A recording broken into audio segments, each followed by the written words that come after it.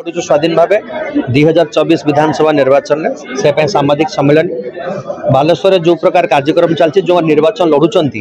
से द्वितीय थर पर कहीं लड़ुंट मुझे जानी आम आज आसचु लोक समस्या को लेकिन आपण मान आम हूँ लोकर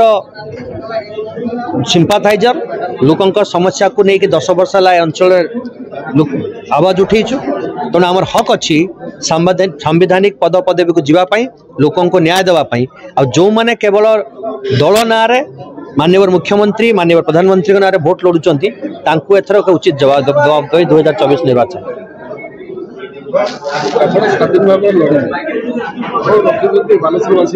बालेश्वरवासी बारंबार कही 15 दिन पर बालेश्वरवासी आमर पूर्व कार्यक्रम आ भविष्य पंथा यार एक विजन डॉक्यूमेंट आम आपको जारी करूँ खूब शीघ्र और मुझे आह्वान करने चाहिए जो दुई जन लड़ुंट से विजन डॉक्यूमेंट दिंतु बालेश्वरवासी 9